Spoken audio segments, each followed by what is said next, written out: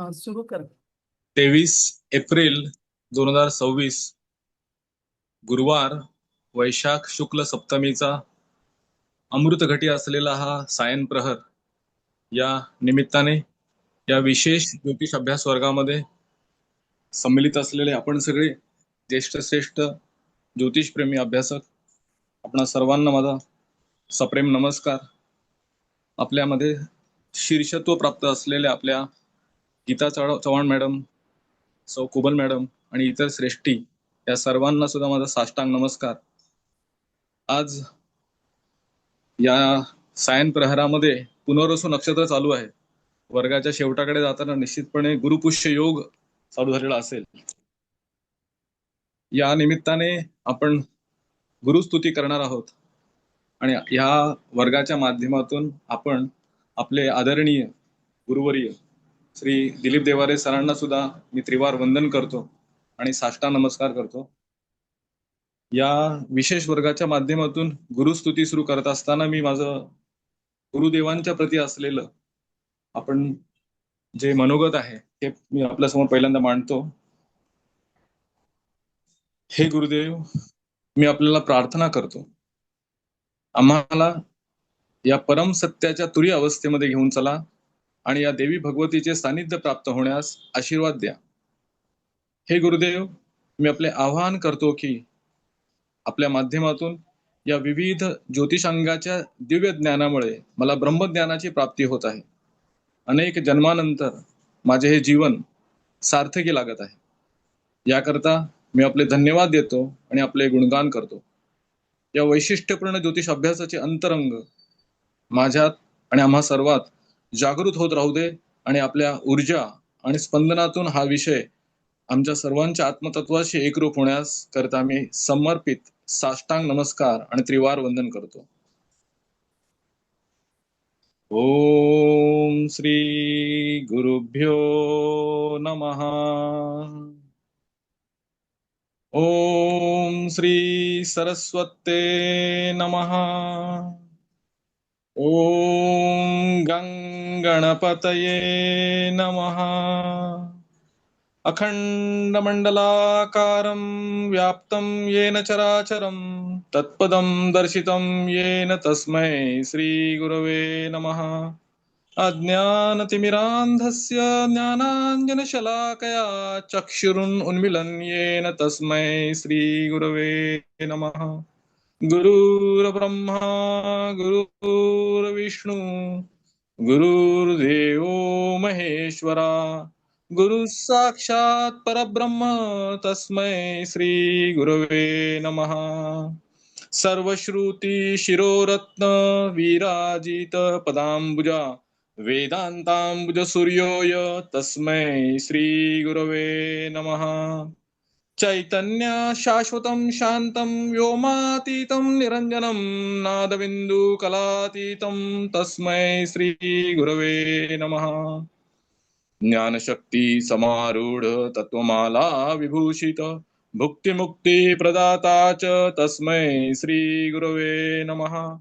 अनेक जन्म संप्राप्त कर्मबंध विदायिने आत्मज्ञान प्रदानेन तस्मै श्री गुरवे नमः. न गुरोरधिकं तत्त्वं न गुरोरधिकं तपः तत्त्वज्ञाना परं नास्ति तस्मै श्री गुरवे नमः. मन्नाथ श्री जगन्नाथो मद्गुरुं श्री जगद्गुरुं ममात्मा सर्वभूतात्मा तस्मै श्री गुरवे नमः. ब्रह्मानन्दं परमसुखदं केवलं ज्ञानमूर्तिं द्वन्द्वातीतं गगनसदृशं तत्त्वमस्यादिलक्ष्यम् एकं नित्यं विमलमचलं सर्वदी साक्षिभूतं भावातीतं त्रिगुणरहितं सद्गुरुं तं नमामि. ध्यानमूलं गुरोमूर्ति पूजामूलं गुरोपदं मन्त्रमूलं गुरोवाक्यं मोक्षमूलं गुरुकृपा. ओम श्री गुरुदत्तात्रेयाय नमः. ओम श्री गुरुभ्यो नमः. हरये नमः. धन्यवाद. देवारे सरांना नमस्कार. गीता मॅडमना नमस्कार. सर्व मान्यवरांना नमस्कार आणि सर्वांचे मनपूर्वक स्वागत. आज आपलं कुंडली वाचन या कार्यशाळेचं हे इंट्रोडक्टरी लेक्चर आहे. ही कार्यशाळा आता येत्या 5 मे पासून पुन्हा सुरू होत आहे. तर मंगळवार व गुरुवार असणार आहे 10 लेक्चर्स. ज्यांना कुणाला याला ऍडमिशन घ्यायचे त्यांनी मॅडमना संपर्क करावा. आज आपण पारंपरिक कुंडली वाचन या कार्यशाळेमध्ये ग्रह कुठल्या स्थानी आहे, कुठल्या राशीत आहे, त्याचे नक्षत्र काय, याचा एकत्रित जसा विचार करतो त्याचप्रमाणे मूळ कुंडली, जन्मकुंडली, चंद्रकुंडली, नवमांश कुंडली याचा एकत्रित विचार करून फलादेश कसा करायचा, हे आज आपण युवराज सिंगची कुंडली पाहणार आहोत. त्याच्या कुंडलीवरती ज्योतिषशास्त्राचे नियम कसे लावायचे व कसा फलादेश करावा याविषयी मॅडमकडनं जाणून घेणार आहोत. मी मॅडमना विनंती करते की त्यांनी आजच्या लेक्चरला सुरुवात करावी. Thank you madam.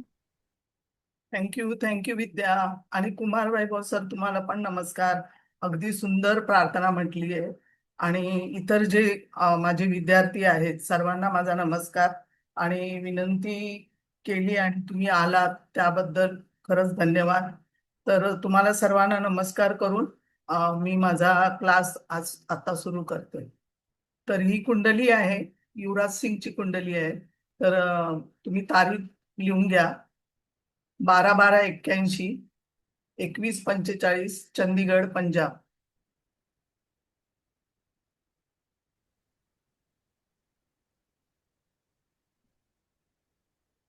बारा बारा 81, 2145, चंदीगड.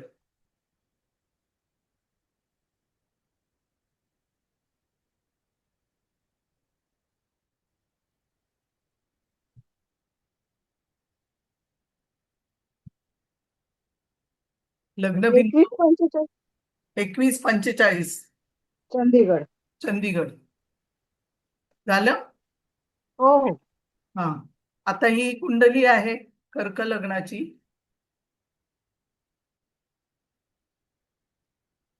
कर्क लग्न, लग्नी राहू आहे, मांगी इथे आहे सेकंड हाऊस मध्ये. मंगळ शनी तृतीय स्थानात आहे, गुरु चतुर्थात आहे, हर्षल रवी बुध पंचमात आहे, नेपच्यून षष्टात आहे, शुक्र आणि केतू सप्तमात आहे मकरेचे, आणि चंद्र जो आहे तो व्ययस्थानामध्ये आहे.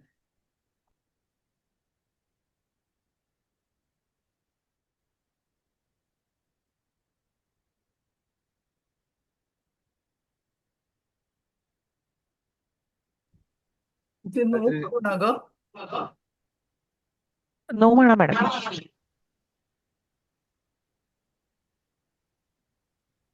इथे लग्नबिंदू जो आहे तो आश्लेषा 3 मध्ये आहे. नक्षत्र फक्त लक्षात ठेवा, आश्लेषा 3 लग्नबिंदू आहे.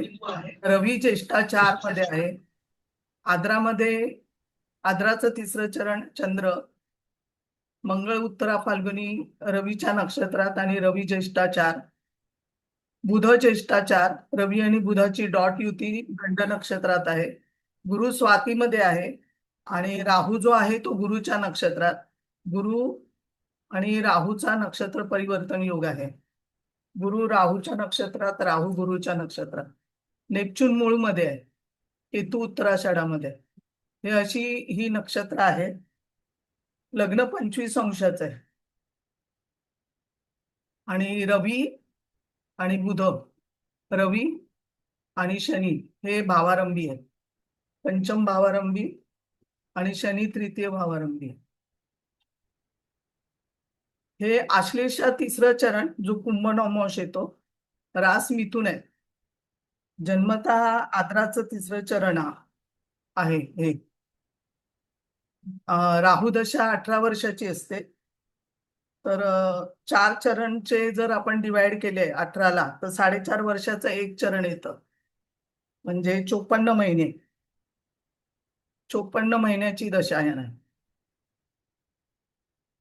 तर त्यातलं एक चरण जो आहे तो, आणि हे 4.5 वर्ष म्हणजे 6 वर्ष बाकी आहेत राहूच्या दशेला. लग्न कर्क, लग्नेश चंद्र जो आहे तो व्ययस्थानात. आता चलित कुंडली हा 0 डिग्रीचा लग्न राहू आहे, आणि राहू आणि केतू हे वर्गोत्तम 2 तारे समोरासमोर आहेत, जे कोण आलं ना? कुंडली गेली होतो. दिसतीये मॅडम. दिसते. कुंडली दिसते. हो, आम्हाला दिसतेय. मला पण नाही दिसत आहे.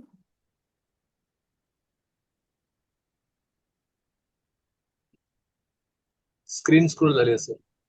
नाही, अशी नाही होणार.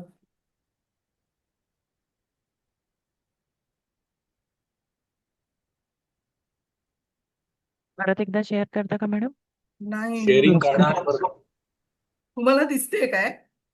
हो, हो. व्यवस्थित दिसते मॅडम. दिसते. दिसते. ठीक आहे, मग आता ठीक आहे, मी मोबाईलवर बघतो मग. आता इथे जे आहे ते लग्न कर्क 25 अंशाचं लग्न, रवी भावारंभी आहे आणि शनी भावारंभी आहे. आणि लग्नेश व्यय स्थानात आहे. चलित कुंडलीमध्ये बघा, मला तुम्हाला फिरवताना येणार आहे. चलित कुंडलीमध्ये राहू पाठी गेलाय, म्हणजे चंद्राबरोबर गेलेला आहे राहू. आणि त्यावर जी दृष्टी आहे ती षष्टिश गुरुची दृष्टी आहे बघा.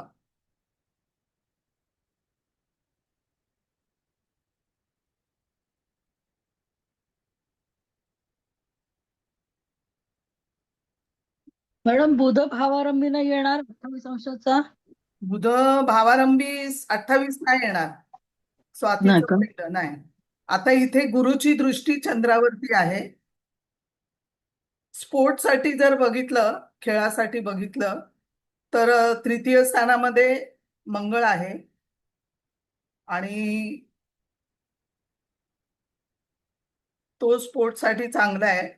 आणि बुध आणि मंगळाचा परिवर्तन योग पण आहे, जो 3 आणि 5 मधून झालेला आहे. ह्याचे जे वडील आहेत योगराज सिंग, हे पण क्रिकेट खेळत होते.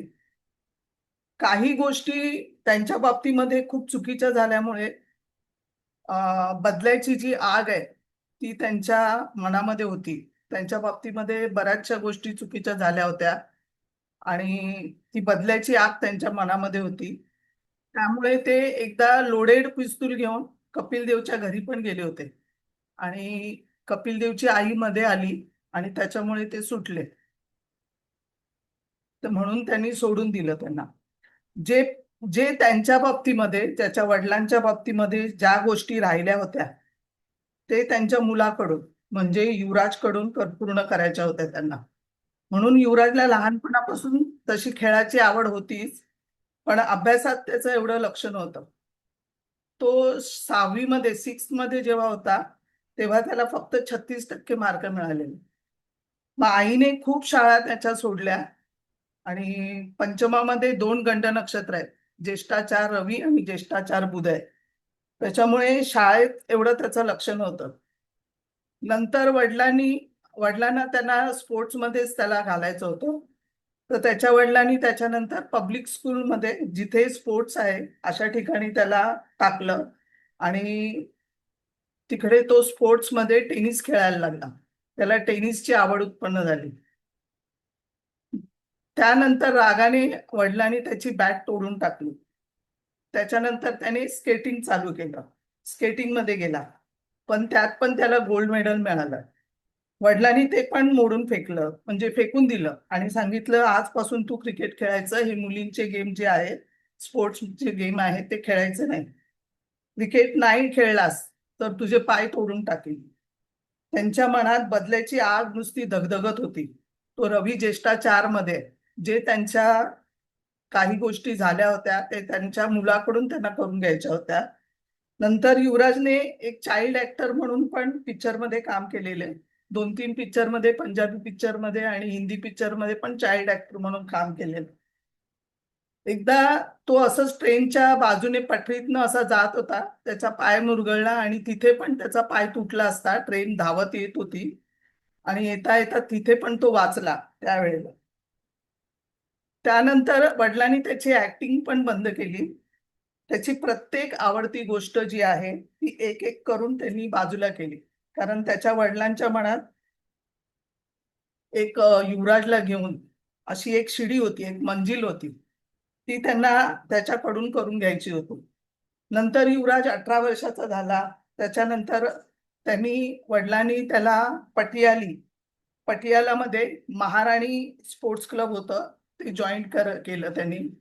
आणि त्याच्यानंतर त्याचं क्रिकेटचं टॅलेंटचं एक सेंटर होतं त्यामध्ये त्यांनी क्लबमध्ये त्याला जॉईन केलं. आणि त्या क्लबमध्ये नवज्योत सिंग सिद्धू पण खेळत होते.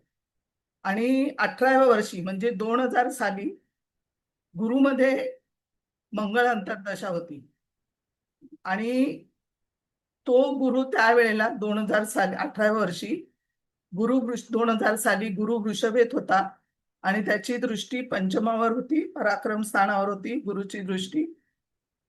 आणि तिथे तो चांगला खेळला, त्या टीम मध्ये परफॉर्म चांगलं दिलं.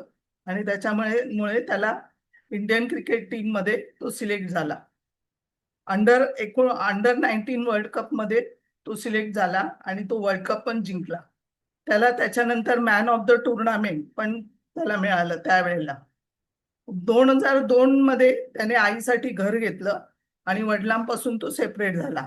रविवर शनीची दृष्टी आहे, कारण आईला भयंकर त्रास झाला होता वडिलांचा. आणि त्याच्यानंतर ते लोक वडिलांपासून सेपरेट झाले. वडिलांनी दुसरं लग्न पण केलं आणि तिथून त्यांना 2 मुलं पण आहेत. नंतर त्याने मागे वळून बघितलं नाही. 2007 ला वर्ल्ड कप मध्ये 6 बॉलमध्ये 6 सिक्स हा रेकॉर्ड त्याने केला. त्यावेळेला हा रेकॉर्ड कोणी तोडू शकला नाही आजपर्यंत त्याचा. तेव्हा तो मॅन ऑफ द टुर्नामेंट पण झाला 2007 ला. त्यावेळेला जर बघितलं 2007 मध्ये तो गुरु वृश्चिकेमध्ये होता, म्हणजे पंचमात होता.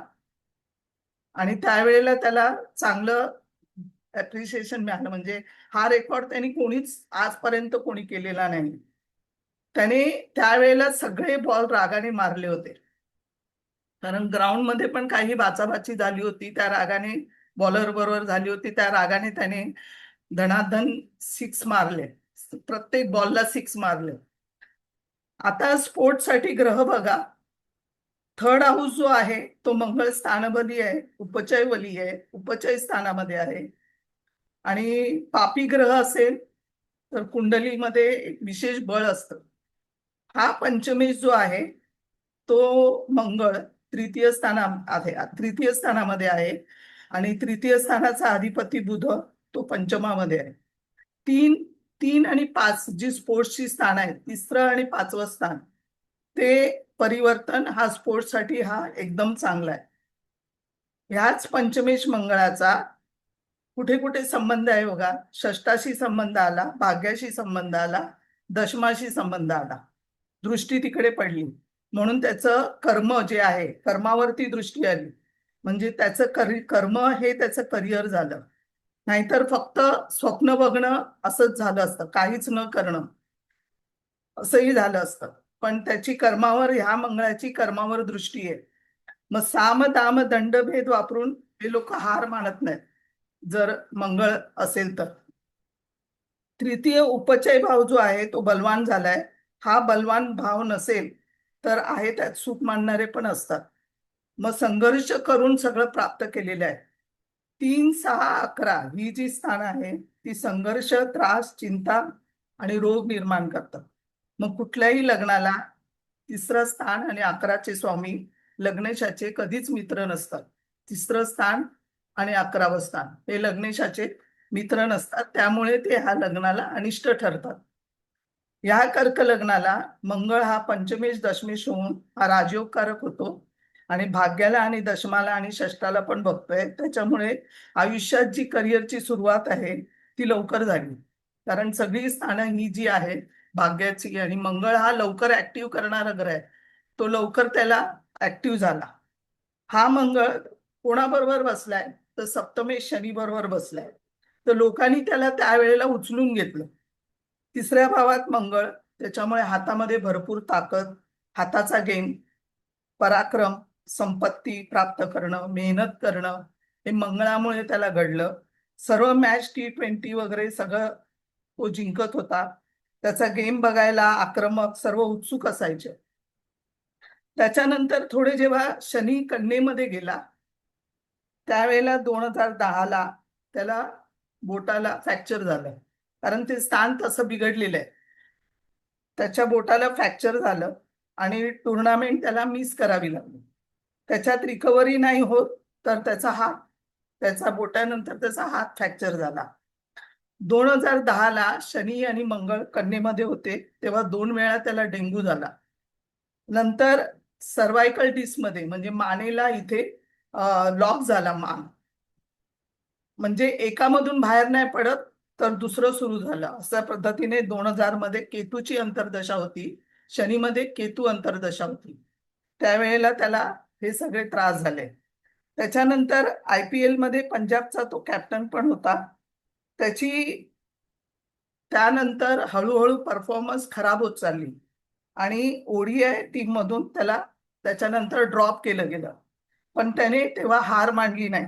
नंतर 2010 मध्ये तो परत खेळला आणि रणजीमध्ये त्याने सर्वांना परत दाखवून दिलं. त्याला परत मग इंडियाच्या ODI मध्ये सिलेक्ट केले आणि त्याच्यानंतर 2011ला ODI मध्ये वर्ल्ड कप जो आहे, वर्ल्ड कप होता त्याच्यामध्ये त्याला घेतलं आणि त्याच्यानंतर त्याला जो त्रास झाला, त्याला रक्ताच्या उलट्या सतत तो करत होता. झोपेच्या पिल्स खाऊन झोपायचा. त्याच्या लंग्सला ट्यूमर झाला होता आणि तो ट्यूमर वाढत होता आणि त्याला जो रेअर असा मल्टी मेडियास्टिनल सिमोनामाचा आजार होता, रेअर होता हा. तो ट्यूमर प्ल्युमोनरी आर्टरीला थोडासा दाबत होता. त्याच्यामुळे लेफ्ट लंग जो आहे तो हार्टला क्रश करत होता.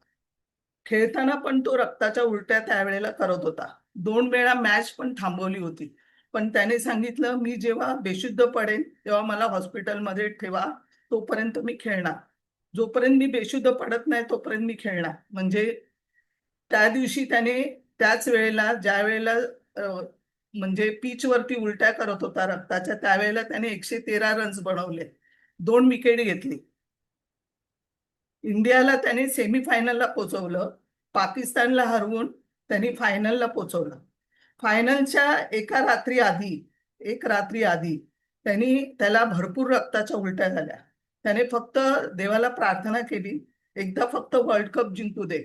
आणि फायनल इंडियामध्ये श्रीलंकेबरोबर होती. त्यामध्ये त्यांनी वर्ल्ड कप पण जिंकला आणि युवराजला प्लेअर ऑफ द मॅच टुर्नामेंटचे अवॉर्ड पण मिळाले. लोकांना वाटत होतं हा पीकवर आहे आता, पण मृत्यू त्याचा 1 पाऊल पुढे होता. वर्ल्ड कप नंतर 8 दिवसांनी IPL सुरू झालं आणि त्याचं वजन कमी कमी होत गेलं. नॉनस्टॉप तो खेळत होता. त्याच्यानंतर चेकअप केलं तर एक्सरे आला. एकच लंग्स एक्सरे मध्ये दिसत होतं आणि राईट लंग्सला त्याला 11 सेंटीमीटरचा ट्यूमर होता. डॉक्टरने सांगितलं की हे कॅन्सरची शक्यता आहे. त्याच्या पायाखालची त्याच्या आईबरोबरच तो गेला होता. त्याच्या पायाखालची जमीन सरकली आणि डॉक्टरने क्रिकेट त्याला पूर्ण थांबायला सांगितलं. पण ह्याने इग्नोर करून वेस्ट इंडियाला परत तो खेळायला गेला. त्याच्यानंतर परत त्याला खूप त्रास झाला आणि त्याने ते क्रिकेट थांबवलं आणि ट्रीटमेंटसाठी मग तो US ला गेला. 3 केमो होत्या. त्या प्रत्येक सायकल 21 दिवसाची होती. त्याच्या बॉडीमध्ये पॉवरफुल मेडिसिन इंजेक्ट केली जायची. त्याचे ट्यूमरच नाही तर बोन मॅरो किंवा स्टमक लाइनिंगची जी पेशी आहे ती ग्रो करत होती, त्या सगळ्या थांबवल्या आणि खूप तेव्हा त्रास झाला. तो पण हिमतीने म्हणजे मंगळाने ती हिंमत दिली त्याला आणि 3 सायकलमध्ये त्याचा ट्यूमर गेला आणि 2000 ते 2018 पर्यंत परत तो खेळायला लागला आणि 10 जून 2019ला तो रिटायर पण झाला. आता तो सध्या कॅन्सरचं फाउंडेशन चालवतो, कोचिंग करतो आणि त्याचे बिझनेस खूप आहेत. जेव्हा मृत्यू समोर बघतो तेव्हा त्याची किंमत पण कळते. छोट्या छोट्या ज्या गोष्टी आहेत त्या पण प्रेशियस वाटतात आपल्याला. खरा वॉरियर हा आहे की मंगळ पराक्रमातला किती वॉरियरने किती लढू शकतो ताकदीने उपचय स्थानातला, हे आपल्याला दिसतं. आणि तृतीय स्थानातले ग्रह जर बलवान असतील तर आयुष्यबळ पण वाढवतो. आता हा कॅन्सर आणि ट्यूमर का झाला तर ते आपण थोडंसं बघूया. का झाला असा कॅन्सर? तर लग्नेश जो आहे तो चंद्र राहुयुक्त आहे, चंद्र बिघडलेला आहे, लग्नेशच आहे, राहुयुक्त आहे, लग्नबिंदू आश्लेष आहे. आश्लेषा नक्षत्र हे शरीरामध्ये विष पसरवतं, कारण ह्याची देवताच सर्प आहे, त्याच्यामुळे विष पसरवणं हे तिचं काम आहे. गुरु राहू नक्षत्र परिवर्तन योग आहे. गुरु हा ट्यूमर देतो, ट्यूमरची वाढ करतो. आणि तृतीय स्थान जो आहे तो मंगळ अष्टमेश शनी बरोबर बसलेला आहे. आणि मंगळ हा रवीच्या पाठी आहे. मंगळ बघा रवीच्या पाठी आहे, म्हणजे वक्री होणारा आहे. तर मंगळ वक्री होणारा कधी कसं कळतं, तर ह्या मंगळामध्ये ज्या राशीमध्ये बसलाय त्याच्यामध्ये फक्त 8 प्लस करा. 8 आणि 6 किती झाले? 14. 14तून 12 गेले, 2 राहिले. तर फेब्रुवारीमध्ये हा मंगळ वक्री होणार. कुठल्याही राशीचा मंगळ वक्री कधी होणार असेल हे बघायचं असेल तर कुठेही कॅल्क्युलेटर वापरायची, आपली ऍप वापरायची गरज नाही. त्याच्यामध्ये 8 प्लस करा आणि त्या महिन्यामध्ये तो मंगळ वक्री होणार. जर फेब्रुवारीचा जन्म असेल तुमचा आणि कन्येचा मंगळ असेल तर तो तुमच्या पत्रिकेमध्ये मंगळ हा वक्री दिसणार. तर फेब्रुवारीमध्ये हा मंगळ आता इथे वक्री होणार आहे. तृतीय जो आहे, जो तृतीय स्थानाचा अधिपती जो आहे तो मेजर करायला, कारण आश्लेषा नक्षत्र असताना नेहमी बुध तपासायचा. तर बुध जो आहे किंवा तृतीय जो आहे तो बुध ज्येष्ठाचार मध्ये आहे आणि रवी पण ज्येष्ठाचार गंड नक्षत्रात आहे. आश्लेषा हे बुधाचं नक्षत्र आणि बुध पण दूषित आहे. लग्न 25 अंशाचं, रवी शनी भावारंभी आहे. ज्येष्ठाचार आणि मूळ नेपच्यून हे संधीमध्ये आहे, हे मॅडम संधीमध्ये आहे. एक मिनिट, ते मंगळाचं वक्री होणार ना, ते कॅल्क्युलेशन जरा परत सांगाल का प्लीज? सांगते. ज्या राशीमध्ये मंगळ बसलाय, समजा समजा वृषभेचा मंगळ आहे, तर त्याच्यामध्ये 8 प्लस केले तर 10 येतात. तर ऑक्टोबर मध्ये वृषभेचा मंगळ हा वक्री होणार. पण 8 का करायचे प्लस? ते आम्ही काढलेले आहेत. ओके. हा, जसं इतर ग्रहांना मी 7 सांगते 7 प्लस करायला, तसं मंगळाला 8 करायचे. तर 8 प्लस केले तर तो तुम्हाला महिना मिळेल. त्या महिन्यामध्ये तो मंगळ वक्री दिसेल तुम्हाला. म्हणजे आपला मंगळ वक्री आहे हे बघायला हेच करायचं, म्हणजे कुठल्या महिन्यामध्ये तो वक्री होईल. आणि दुसरं म्हणजे नेहमी युतीनंतर नेहमी कुठल्याही ग्रहाच्या युत्या बघा तुम्ही. युती बघताना कुठल्या ग्रहाची युती झाली आहे त्याच्यानंतर रवी बरोबरची, त्याच्यानंतर किती महिन्यांनी, फक्त युती महत्वाची आहे, त्या महिन्यानंतर युतीनंतर किती महिन्यानंतर ग्रह वक्री होतो हे फिक्स आहे.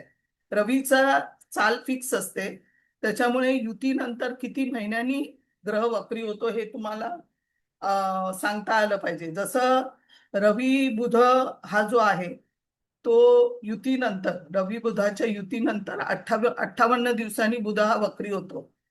आणि तसा राहू पण फिक्स आहे, राहूची चाल फिक्स आहे.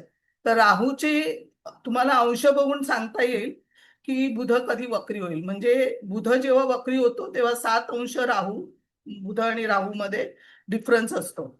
तर हा 58 दिवसामध्ये रवी आणि बुध वक्री होतो आणि वर्षातून 3 वेळा वक्री होतो बुध. 3 ते 4 वेळा बुध वक्री होतो, पण युतीनंतर 58 दिवसांनी वक्री होतो. तसंच रवी मंगळ युतीनंतर 13 महिन्यांनी मंगळ वक्री होतो आणि रवी शनी युतीनंतर 4 महिन्यांनी, 4 महिने 2 दिवसांनी शनी हा वक्री होतो. तसंच रवी आणि शुक्रामध्ये 9 ते 9.5 महिन्यानंतर वक्री होतो युतीनंतर. नंतर रवी आणि गुरुमध्ये 4 महिने 25 दिवसानंतर तो वक्री होतो. हे फिक्स आहे, म्हणजे युती झाल्यानंतर किती महिन्यांनी वक्री होतो ग्रह हे आपल्याला सांगता येतं. तर हे पुढे आपण जाऊया. आता हे रवी शनी आपण बघितलं भावारंभी आहे, तसं बघा बुध ज्येष्ठाचार मध्ये आहे आणि नेपच्यून जो आहे तो मूळ नक्षत्रामध्ये आहे. तर हे संधीमध्ये आहे. ही संधी झाली आहे पंचमात आणि षष्ठाच्या भावारंभी, षष्ठ स्थानामध्ये झाली आहे, म्हणजे आरोग्याच्या स्थानामध्ये झालेली आहे. तर असं असताना लग्नेश चंद्र जो आहे तो पूर्ण बिघडलेला आहे. चंद्रावर शनीची दृष्टी आहे बघा, आणि राहूच्या युतीत पण आहे. चलित कुंडलीमध्ये राहू पुढे गेलेला आहे, पाठी गेल्या नाही. मिथुन राशीमध्ये गेलेला आहे. तर चंद्र आणि राहू आणि शनीच्या दृष्टीत आहे. आता नवमोष कुंडलीमध्ये मला दाखवताच नाही येत आहे.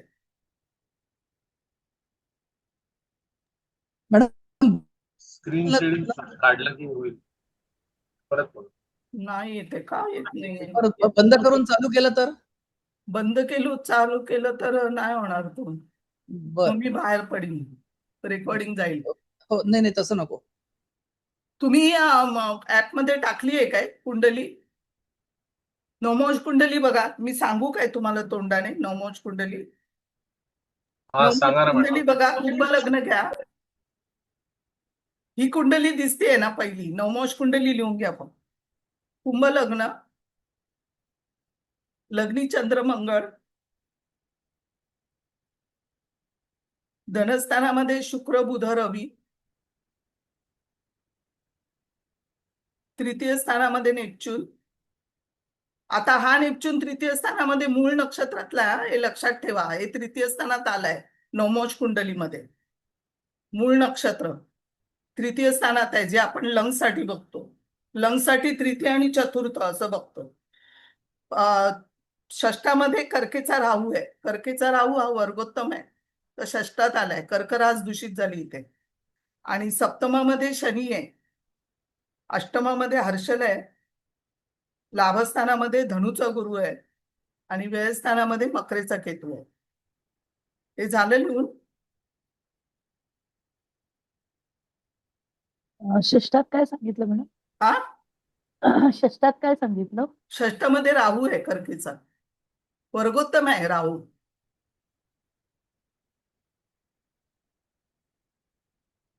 आता इथे लग्नेश जो चंद्र आहे मूळ कुंडलीमध्ये बघितलेला, तोच नवमोष कुंडलीमध्ये जाऊन बघायचा त्याला बळ किती आहे, कारण तो शेवटी लग्नेश आहे. लग्नेश किती बिघडलाय त्याच्यावरती सगळं असतं. तर लग्नेश चंद्र हा मंगळयुक्त आहे आणि शनीच्या पण दृष्टीत आहे, म्हणजे नवमोष कुंडलीमध्ये पण लग्नेश हा बिघडलेला आहे. आणि शनी हा सिंह नवमोषातला आहे. आणि शनीच्याच महादशेमध्ये त्याला प्रॉब्लेम झाला, जी अष्टमेशाची दशा होती आणि मार्केशाची दशा होती. आता इथे लग्नेश चंद्र पूर्ण बिघडला, चंद्रावर शनीची दृष्टी राहूच्या युतीत आहे. नवमोष कुंडलीमध्ये हाच चंद्र मंगळाबरोबर आणि शनी दृष्ट आहे. तसंच जो चतुर्थेश आहे, जो आपण चतुर्थेश बघतो, तो चतुर्थेश शुक्र केतू युक्त आहे. आणि लग्नेश जो आहे चंद्र,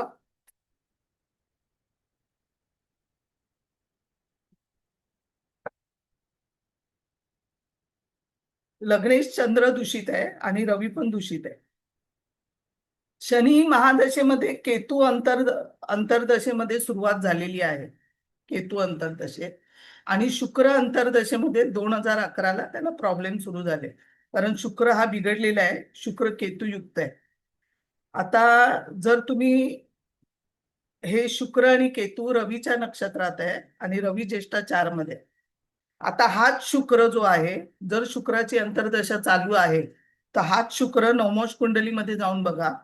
तो शुक्र रवी बुधाबरोबर, जो ज्येष्ठा 4 मध्ये आहे, त्याच्याबरोबर बसलेला आहे. रवी आणि बुध ज्येष्ठा 4 मध्ये आहे आणि त्याच्याबरोबर शुक्र बसलाय. आणि ह्या नवमोष कुंडलीमध्ये शनी आणि मंगळाची दृष्टी चतुर्थावर आहे. चतुर्थ स्थान दूषित आहे, चंद्र दूषित आहे. नेपच्यून तृतीय स्थानामध्ये मूळ नक्षत्र पडलंय. नवमोष कुंडलीमध्ये आणखी बारीकीने कळतं की कुठलं स्थान जास्त खराब आहे, तर चतुर्थ स्थान इथे खराब आहे. आणि ह्या कुंडलीमध्ये चतुर्थेश जो आहे तो मूळ कुंडलीमध्ये चतुर्थेश शुक्र केतू युक्त आहे. म्हणून शुक्राच्या अंतर्दशेमध्ये, शुक्राची दशा ह्याला चांगली जाणार नाही, कर्क लग्नाला शुक्राची अंतर्दशा. शुक्र हा बाधकेश पण आहे आणि तो बाधकेशाच्या नक्षत्रामध्ये, म्हणजे मांदी स्वामी जो आहे, मांदी स्वामी जर त्याच्या नक्षत्रात असेल बाधकेशाच्या, तर तिथे जास्त प्रॉब्लेम करतो. नक्षत्र रवी जो आहे तो ज्येष्ठा 4 मध्ये आहे आणि जो शुक्र जो आहे तो रवी बुधाबरोबर गंडांत नक्षत्राबरोबर आहे. मंगळ शनीची दृष्टी चतुर्थावर आहे, तिथे आपण लंग्स बघतो. राहू कर्क नवमोषात आहे आणि वर्गोत्तम आहे. चंद्रकुंडलीकडून बघा आता चतुर्थेश, चंद्रकुंडलीकडून आता सगळीकडनं आपल्याला इथे चतुर्थेश खराब दिसला, तृतीय खराब. तर चंद्रकुंडलीच्या चतुर्थात शनी मंगळ आणि चंद्रकुंडलीचा जो चतुर्थेश बुध आहे तो ज्येष्ठा 4 मध्ये आहे, रवीच्या युतीत आहे. जर मिथुन लग्नाला म्हणजे मिथुन राशीला जर बघितलं आपण तर मिथुन राशीला राष्ट्राधिपती जो आहे, राष्ट्राधिपतीला खूप महत्व आहे. तर राष्ट्राधिपती जो आहे तो बुध पूर्ण दूषित आहे आणि मिथुन लग्नाला मंगळ हा त्रासदायक आहे. लग्नाला म्हणजे चंद्रकुंडलीच्या चंद्र राशीप्रमाणे जर बघितलं तर अष्टमेश शनी होतो. तो हा अष्टमेश शनी जो आहे चंद्र राशीप्रमाणे तो षष्टेश मंगळाबरोबर बसलेला आहे. चंद्रकुंडली चंद्रकुंडली पण बघा नीट, हळूहळू सांगू काय? हो फास्ट होते. मॅडम थोडं फास्ट होतंय. बरं बरं,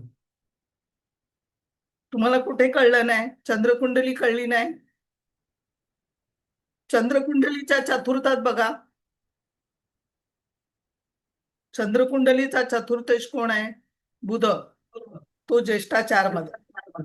चंद्रकुंडलीच्या चतुर्थात शनी मंगळ आहे, बरोबर? हो मॅडम. मिथुन राशीला राष्ट्राधिपती कोण होतो? बुध होतो. तो बुध दूषित आहे. मिथुन लग्नाला मंगळ हा त्रासदायक आहे, जो चंद्रकुंडलीचा. आणि चंद्र राशीप्रमाणे बघितलं तर अष्टमेश शनी होतो. आणि चंद्रकुंडलीचा षष्टेश कोण झाला? मंगळच. मंगळ. तो कोणाबरोबर बसलाय? अष्टमेशाबरोबर बस. म्हणजे चंद्रकुंडलीला पण जर चंद्रकुंडली पण तेवढंच सांगतेय तर म्हणजे हे 100% गोष्ट घडणार. चतुर्थातल्या गुरुने ट्युमर वाढवला. गुरु ज्या राशीमध्ये बसलाय त्याचा लॉर्ड शुक्र हा केतुयुक्त, त्याने कॅन्सर दिला. गुरु हा राहू केतूच्या केंद्रयुगात आहे.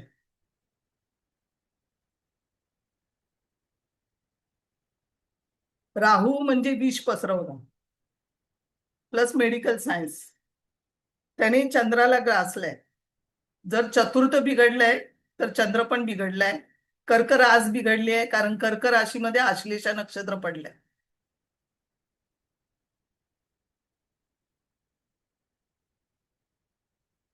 जो कारक चतुर्थाचा आहे चंद्र तो बिघडलाय आणि तृतीय स्थानाचा कारक बुध तो बिघडलाय.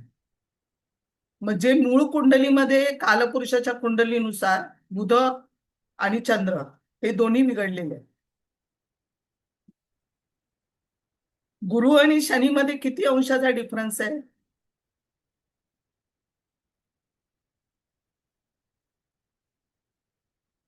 चारच अंशाचा आहे. नाही नाही, 13. 12. हा 13 अंशाचा. बरोबर, 12 अंशाचा. 12 अंशाचा डिफरन्स आहे. म्हणजे हे युतीमध्ये जाणार. गुरु आणि शनी हे युतीत जाणार आहे. तर गुरु इथे शनीच्या युतीत आहे. तो त्रिशांश कुंडली मला दाखवता येणार नाही, पण त्रिशांश कुंडलीमध्ये पण चतुर्थेश शनी हा रवी बुधाबरोबर आहे आणि गंड नक्षत्रात पण आहे आणि गुरु हा बिघडलेला आहे तिकडे. मॅडम बारा- शेअरिंग एकदा परत कॅन्सल करून परत नाही का हे करता येणार परत शेअर? हम्म? शेअरिंग नाही म्हणजे तुम्हाला दाखवता येईल. नाही. मला दिसते जर तशी. शेअरिंग मला का नाही नाही दिसत? मॅडम बाहेर पडणार नाही. नाही, मी तर इथे बाहेर जर मी पडले. नाही मॅडम, तुम्ही शेअरिंग थांबवून परत शेअर करू शकाल ना स्क्रीन? स्टॉप शेअरिंग करा आणि परत शेअर करा.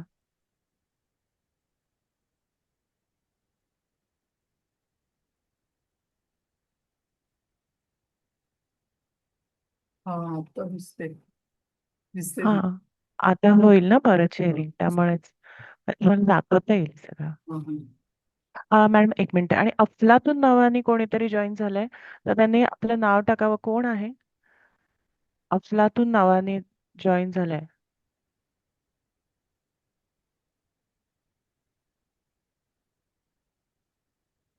अफलातून नावाने कोण जॉईन झालंय त्यांनी कृपया नाव तरी आपलं सांगा. मॅडम काय करायचं, त्यांना ठेवायचं रिमूव्ह करायचं? अफलातून नाव आहे. नाही, काढून टाक. हा.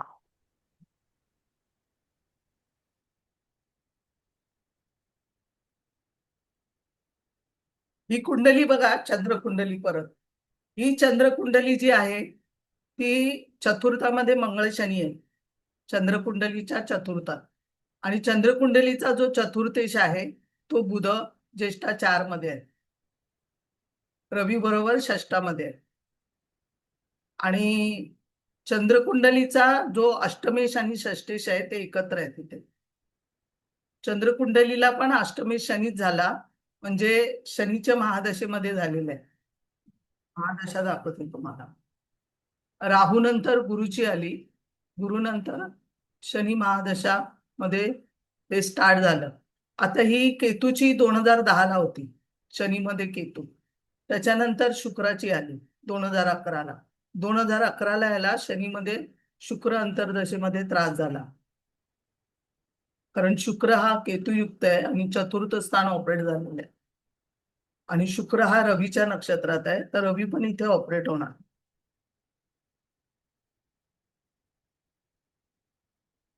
दशेला हा. तर इथे त्यावेळेला गोचर जर बघितलं तर शनी इथे होता 2010-11 ला कन्येमध्ये शनी होता, आणि कन्येमध्ये शनी असताना हा त्रास झालेला आहे. आणि जर त्रिशांश कुंडली तुम्ही बघितली, नवमांश कुंडली पण दाखवते, थांबा. चंद्रकुंडली कळली, नवमांश शनीवरून कुंडली. शनीचं प्रमाण होतं का? हा, शनीवरून शनीचं प्रमाण, मंगळावरून शनीचं प्रमाण, कन्या राशी. येस. आता हा जो नवमांश कुंडलीमध्ये चंद्र आहे, जो मूळचा लग्नेश, तो मंगळायुक्त आणि शनीच्या दृष्टीत चंद्र इथे खराब झाला. त्यानंतर जो शुक्र आहे, जो दशा, तो बुध रवी बरोबर जो गंड नक्षत्रात आहे. आणि नेपच्यून जो आहे तो तृतीय स्थानामध्ये, मंगळ जो आहे तो मूळ नक्षत्रामध्ये आहे, हा इथे. आणि राहू वर्गोत्तम आहे इथे. गुरु चांगला आहे, गुरु, त्याच्यामुळे आयुष्य चांगलं झालं त्यांचं. त्यानंतर जर त्रिशांश कुंडली बघितली,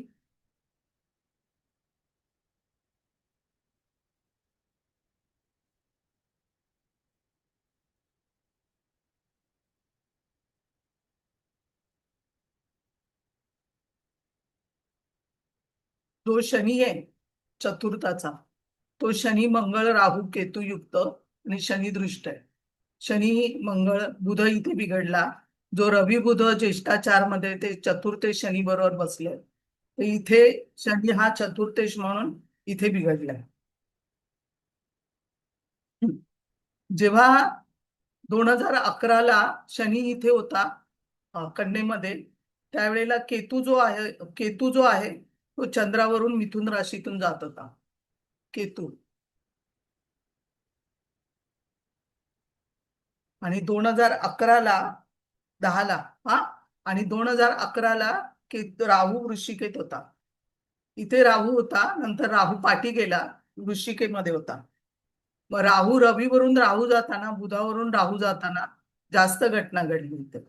आणि शनीची दृष्टी इथे पंचमावरती आहे, जी रवीवर आणि बुधावर, जो बुध आणि रवी दोन्ही दूषित झालेले आहे शनीच्या दृष्टीने, जी अष्टमेश शनीची दृष्टी आहे. तर इथे शनीने अष्टमेश शनीने रवी आणि बुधाला दूषित केलेलं आहे. हा बुध आणि रवी हा गंडांत संधीमध्ये आहे नेपच्यूनच्या. आता हा वाचला कसा, तर ह्या लग्नाला मंगळ चांगला आहे म्हणून स्थानबली पण आहे. लग्नेश चंद्रावर भाग्येश गुरुची दृष्टी आहे. लग्नेश चंद्र, त्याच्यावर भाग्येश जो गुरु आहे त्याची दृष्टी. आणि नवमांश कुंडलीमध्ये गुरु बलवान आहे. रवी जो आहे तो वृश्चिक राशीमध्ये आहे, हा बलवान आहे. त्याच्यामुळे आयुष्याला चांगला योग आला. आणि तृतीय स्थानमध्ये पापग्रह असल्यामुळे हे स्थान बलवान झालंय, जे अष्टमाचं अष्टम आहे. चंद्रकुंडलीकडून बघितलं तर चंद्रकुंडलीच्या पंचमात गुरु आहे आणि त्याची दृष्टी लग्नावर आहे, भाग्यावर आहे आणि चंद्रावर आहे, लग्नावर आहे.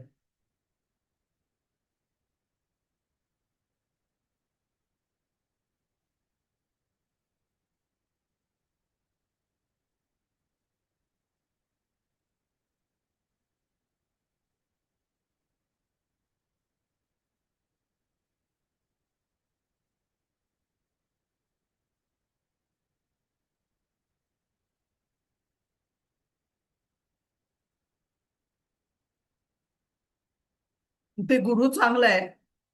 गुरुची दृष्टी इथे सप्तमावर पण आहे, शनीवर आहे. आणि जो चंद्र आहे लग्नेश, तो मंगळाबरोबर आहे. आणि मूळ कुंडलीचा तो दशमेश आहे. त्याच्यामुळे चंद्र मंगळाबरोबर असेल तर मनाला एक प्रकारचं बळ पण मिळतं. आणि शुक्र जो आहे तो मीन नवमोशात असल्यामुळे तो पैसे पण भरपूर दिले ह्या मीन नवमोशातल्या शुक्राने. चंद्रकुंडलीचा जो सप्तमेश गुरु आहे तो राहूच्या नक्षत्रात आहे. हा, म्हणून विवाह झाला त्याचा. तो हा गुरु जो आहे तो राहूच्या नक्षत्रात आहे. त्याच्यामुळे त्याने ब्रिटिश मधली मुलगी केली, ब्रिटिश. आणि ती मॉडेल पण आहे आणि ऍक्ट्रेस पण आहे. हॅझल किच म्हणून नाव आहे तिचं. तर 30 नोव्हेंबर 2016 त्याचं लग्न झालं. आणि त्याच्यामध्ये सिंहेमध्ये गुरु होता. चंद्रकुंडलीनुसार सिंहेत गुरु होता 2016. आणि त्याची दृष्टी सप्तमावर होती. त्यावेळेला विवाह झाला. तर तुम्हाला तिन्ही कुंडल्या लागोपाठ इथे तिन्ही कुंडल्या मांडायच्या आणि तिन्ही कुंडल्यावरून बघायचंय, तरच तुम्हाला कळणार. कारण तिन्ही कुंडल्यामध्ये जर खराब असेल तर मग 100% तुम्हाला रिझल्ट मिळणार. तर इथे गुरुची दृष्टी सप्तमावर, त्याच्यामुळे लग्न झालं. सिंहेत गुरु होता तेव्हा. आणि चंद्रकुंडलीच्या सप्तमाला बघतोय. 2 मुलं पण आहेत त्याला. आता दशमेश जो आहे तो मंगळ कन्या राशीत आहे आणि शुक्र मकरेचा आहे. हे पृथ्वी तत्वामध्ये 2 ग्रह आहेत. मंगळ शनीचा शुक्राशी त्रिकोण योग आहे. त्याच्यामुळे त्याचे स्वतःचे बिझनेस भरपूर आहेत. एक भाऊ पण आहे याला. आणि वडिलांनी 2 लग्न केली. त्याची 2 मुलं वेगळी आहेत. एकूण संपत्ती याची बघितली तर $60 दशलक्ष आहे. ही संपत्ती त्याने क्रिकेटमधून, जाहिरातीमधून, व्यावसायिक मधून, त्याचा युव्ही कॅन फॅशन एक प्रोडक्ट म्हणजे कंपनी आहे त्याची. आणि ती जॉईंट कोलॅबरेशन मध्ये आहे. तर ती पण त्याने चालू केलेली आहे. कारण लग्नेश जो आहे हा पृथ्वी तत्व जे आहे ते लोड आहे. म्हणजे मंगळ, शनी आणि शुक्र हे पृथ्वी तत्व दशमेशच पृथ्वी तत्वाच्या राशीत आहे. त्याच्यामुळे कधी ना कधी हे बिझनेस करणार. तर त्याचा बिझनेस पण आहे. तर हे राहू आणि केतू जे आहेत ते 2 वर्गोत्तम तारे. 2 वर्गोत्तम तारे कुठले? तर उत्तर पुनर्वसूचं 4th चरण आणि उत्तराषाढा 2रं चरण. हे 2 वर्गोत्तम तारे बलवान आहेत. राहू जो लग्नात आहे तो पर्सनॅलिटी एकदम चांगली देतो. आणि केतू सप्तमात आहे, ते ऍक्सिस बिंदूवरती आहे. म्हणजे इथे मी आहे तर विरुद्ध ते असं आहे. मी आणि ते म्हणजे आयुष्यभर स्वतः आणि दुसरे यात बॅलन्स साधायचा आहे. म्हणजे लग्न आणि भागीदार म्हणजे सगळ्याचे धडे पूर्ण करायचे आहेत. आणि राहू लग्न, मला सगळं काही हवंय. आणि केतू सप्तमात पण नातं नको. इथे नात्यांमध्ये कट असतो केतू सप्तमात. महाविरोधाभास आहे.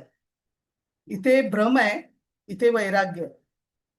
पण ह्याचं मॅरिड लाईफ चांगलं आहे. कारण जरी शुक्र केतू असले तरी चंद्रकुंडलीचा सप्तमेश जो आहे तो गुरु धनु नवमोशात आहे आणि बलवान आहे. या गुरुवर कोणाची दृष्टी नाहीये.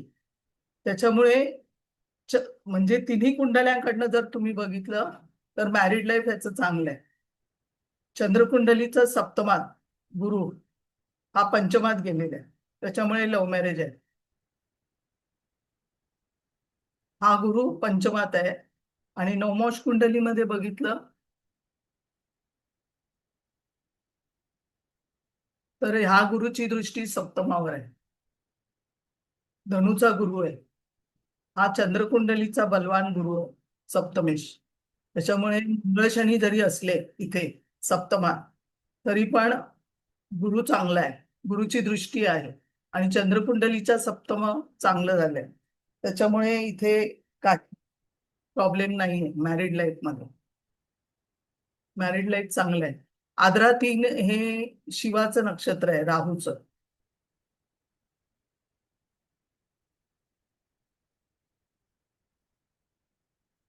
तर इथे पत्रिका म्हणजे बघा, नेहमी मागच्या जन्माची आपली मार्कशीट असते ही पत्रिका म्हणजे. आणि शनी राहू केतू हे नापास झालेले आपले विषय आहेत. आणि या जन्मी तेच विषय परत अभ्यासायचे आहेत. आणि हे ह्या जन्मात पास झालो आपण तर मग मोक्ष आहे. म्हणजे ह्या जन्मामध्ये जे आहेत ते म्हणजे कर्मविपाक भोग म्हणतो आपण, जे कर्म भोगायसाठी आपण आलेलो आहोत ते राहू केतू आणि शनी हे जे आपण परत घेऊन आलेलो आहोत, ते आपण विषय सोडलेले म्हणजे नापास झालेले विषय आहेत हे सगळे, ते परत इथे आलेले आहेत. तेच त्याच्यामध्ये पास व्हायला फक्त. तर तुम्हाला काही आता प्रश्न विचारायचे असेल तर विचारा.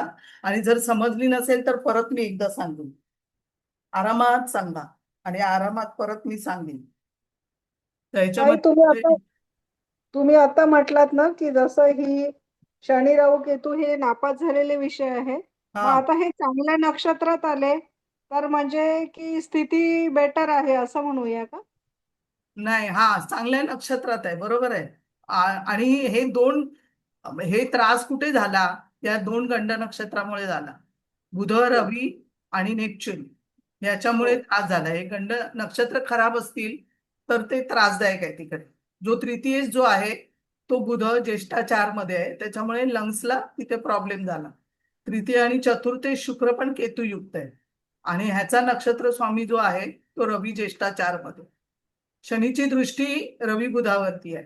तर रवी आणि बुध हे पूर्ण खराब झालेले आहेत, पूर्ण दूषित आहेत.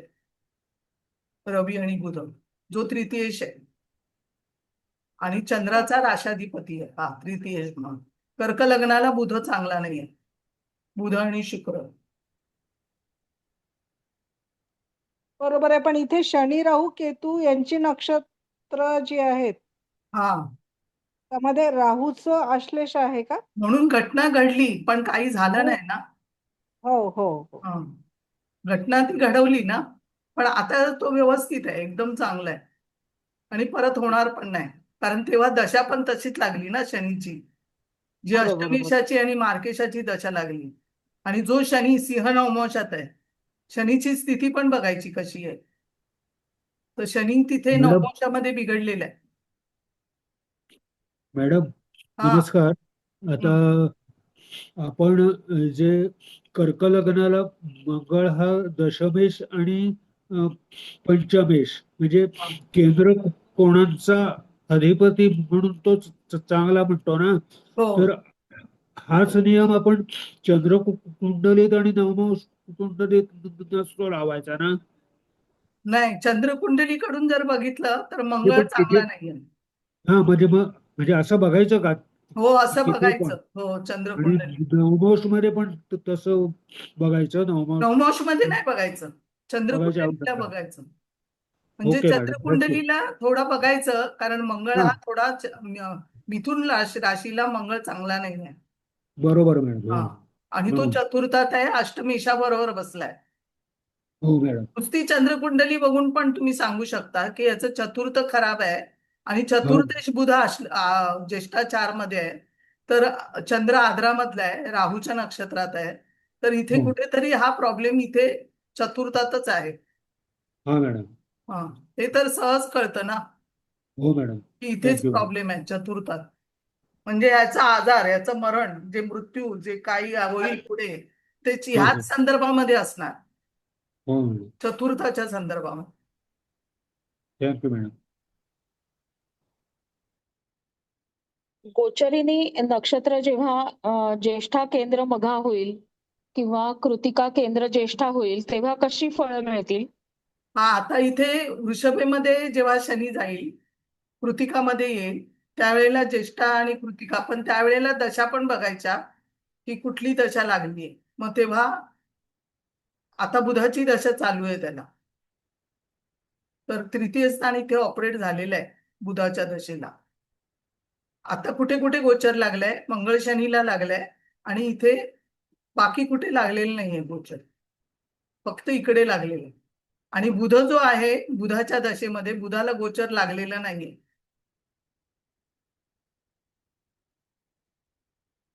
आता बघा कुठलं लागलंय, मग दाखवते. म्हणजे दशेला आणि सगळ्याला गोचर लागलं पाहिजे.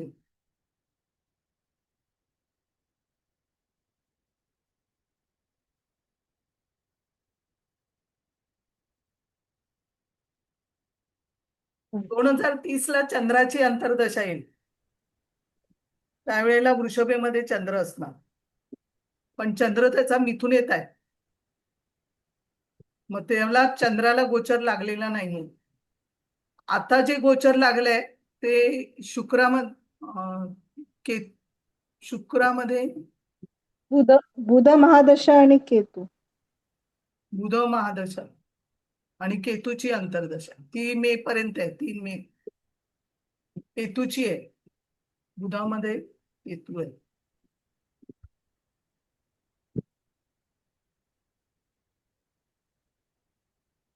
केतूला गोचर लागलेला नाहीये.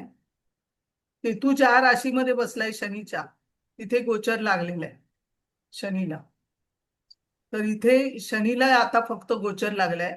तर तृतीय स्थान म्हणून काही ना काही थोडाफार इथे मंगळ शनीला शनी बघतोय, तर नक्की त्रास काही ना काही आरोग्याची होती. मॅडम त्याचा विवाह जेव्हा झाला तेव्हा त्याची शनीमध्ये मंगळमध्ये शनी अशी दशा होती. तर मग शनीमध्ये मंगळमध्ये शनी, मग शनी ऑपरेट झाला ना सप्तम स्थान, मंगळ पंचम हा स्थान ऑपरेट सप्तमे. झालं. अच्छा, ओके. आणि तो शनी तसाही मंगळाच्याच नक्षत्रात आहे, हा, मग म्हणून आपण असं म्हणू पंचमीच्या शकतो. नक्षत्रात आहे. हा. मग तेव्हा शनीमध्ये हं. मंगळ, शनी सप्तम स्थान ऑपरेट, पंचम स्थान ऑपरेट झालं. पण मॅडम हे दोन्ही शत्रुग्रह असतानाची जी स्थिती आहे म्हणजे अशी हा. तर मग ते विवाह कसा राहील असं आपण काय प्रेडिक्ट करू शकतो? नाही, जर गोचर लागलं तरच विवाह खराब होणार. गोचर कुठे लागतंय आता? हा, आता नाही लागत आहे, पण मग साधारण ह्या ह्याच्यामध्ये दशांमध्ये जर विवाह झाला, हा कारण ते तर एकामेकाचे शत्रू आहेत ना ग्रह, हा, तरी तो मंगळ शनी विवाह शत्रू आहे. चांगला राहील का? हो, चांगला राहणार, कारण मूळ कुंडली काय सांगते? मूळ कुंडली काय सांगते? शनी सप्तमेश शनी मंगळाबरोबर आहे, जो दशमेशा बरोबर आहे. हा. हा, पण तसा काही प्रॉब्लेम नाही आहे, कारण चंद्रकुंडलीकडून जो गुरु आहे तो चांगला आहे. Madam okay. कुंडलीचा सप्तमेश. याचा लग्न प्रेम हो. विवाह कसा पाहिला मॅडम? प्रेम विवाह चंद्रकुंडलीकडून बघा. अच्छा.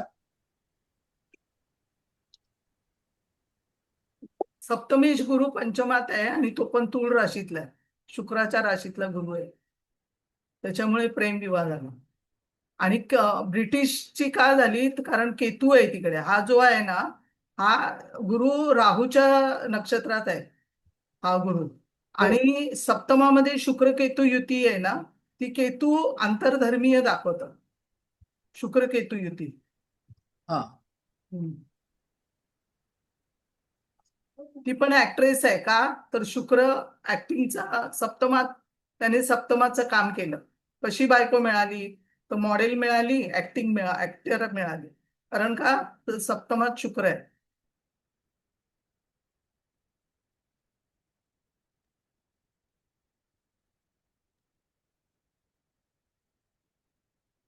सप्तमावर कोणाची दृष्टी नाहीये इथे. सप्तम स्थान क्लिअर आहे. शुक्र केतूने काय केलं? तो चतुर्थेश म्हणून त्याने शुक्र केतू युक्त केलं, आणि चतुर्थेश म्हणून आईला त्रासदायक आहे, कारण खूपशा गोष्टी तिला सॅक्रिफाईस करायला लागली. आई एकटी पडणं, कारण चंद्राच्या पुढे राहू आहे, तर आई एकटी पडणं. चंद्राच्या मागे ग्रह नाही. केतू 0 डिग्रीचा आहे आणि शुक्र 8 डिग्री. मॅडम एक विचार होतो. हा, तुम्ही आता म्हणालात की त्याला पुन्हा ह्याच प्रकारचा त्रास होऊ शकतो, कारण तिसरं आणि चौथं स्थान खराब झालंय त्याच्यामुळे.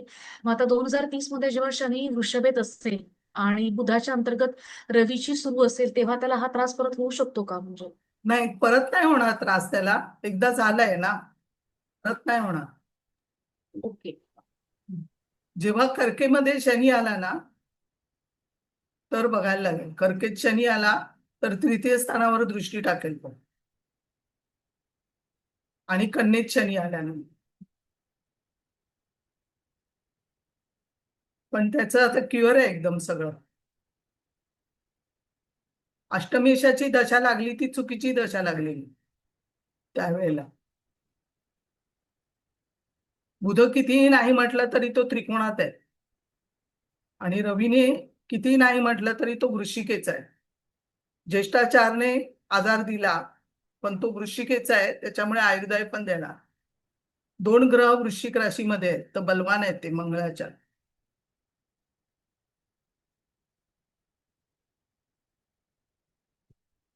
आणि पैसा कोणी दिला तर शुक्र हा मीन नवमोशातला आहे आणि तो धनस्थानामध्ये नवमोश कुंडलीमध्ये बसलाय. जो रवी बुध आहे, जो धनेश आहे, हा इकडचा धनेश आहे, तो नवमोश कुंडलीमध्ये धनात बसलाय.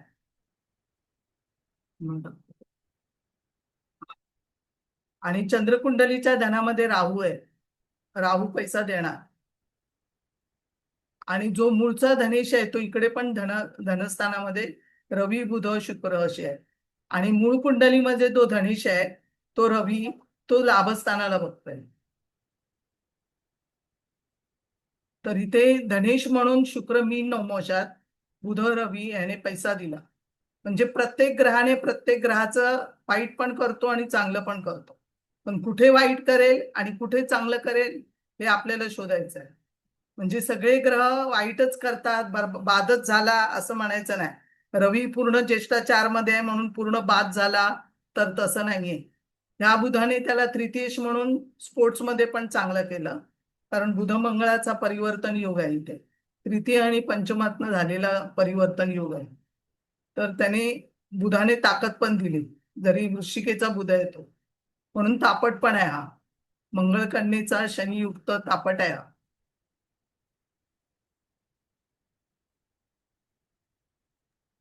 पण हा मंगळ जर तृतीय स्थानात असेल तर उपचय स्थानाला बघतोय तो 3, 6, 10 म्हणजे षष्ठाला दशमाला बघतोय. आणि भाग्याला, भाग्य हे त्याचं भाग्य लवकर सुरुवात झाली भाग्याची.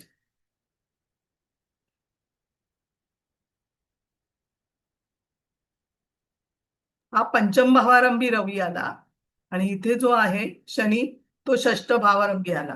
भावारंभीचे जे ग्रह आहे ते थोडेसे त्रासदायक होतात. भावारंभीचे ग्रह म्हणजे ज्येष्ठाचार हा भावारंभी आला इथे पंचम भावारंभी. म्हणून वडिलांशी याचं कधी पटलं नाही. वडील थोडेसे तापट होते आणि त्रासदायक होते थोडे.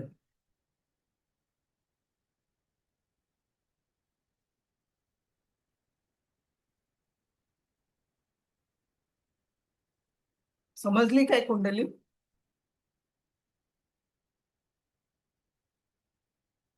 हो मॅडम. आहे का बाकी काय? मॅडम, नवमांशामध्ये शुक्र रवी बुध यांचा बिलमुकाबिल योग झाला असं आपण म्हणू शकतो का? नाही नाही नाही, नाही ना, नाही बघायचा, फक्त मूळ कुंडलीतच बघायचं. हा मूळ कुंडलीत. आणि हा शुक्र जो आहे तो तिचा झालाय मीन नवमोशात आहे. एकतर शुक्र मीन नवमोशामध्ये चांगला म्हणजे मॅरिड लाईफला, तिथे जरी केतुयुक्त झाला तरी तिथे तो मीन नवमोशात चांगला झाला ना, बलवान झाला, म्हणजे नवमोशामध्ये सुधारलाय. हे बघा, शुक्राच्या समोर हर्षल आहे, मतमतांतर असणार दोघांमध्ये. शुक्र आणि हर्षल खरं चांगलं नाही, ऑपोजिशन आहे शुक्र आणि हर्षलाचं. मतविचित्र तर सगळ्यांमध्ये असतात, पण असं नाहीये की लग्न तुटेल, असं नाहीये.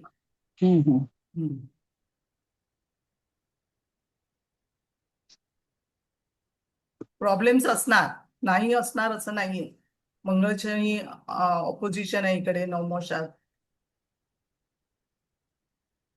किंवा एकमेकाला वेळ देऊ शकत नसतील, हा पण प्रॉब्लेम असेल. बरेचसे प्रॉब्लेम्स असतात, पण तुटणार नाही लग्न.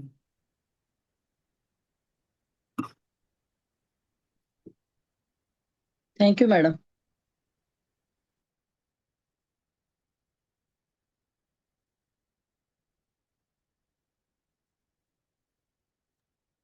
मॅडम, हा त्रिशांश कुंडली एकदा दाखवता का?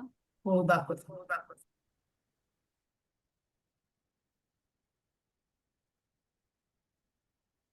ही द्रेषकान कुंडली पण बघा पाहिजे तर. शनीची दृष्टी रवी बुधावर आहे.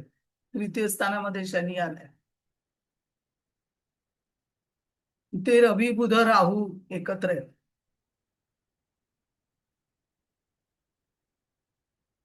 त्रिशांश कुंडलीमध्ये जो चतुर्थेश आहे तो शनी बघा.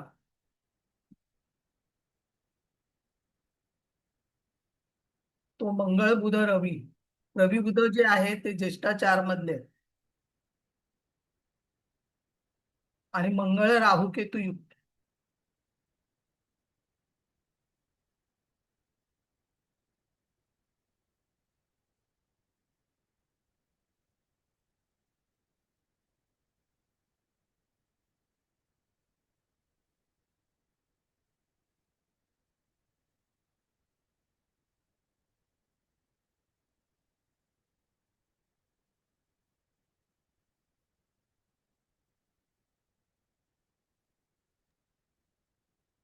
शनी चित्रा 1 मध्ये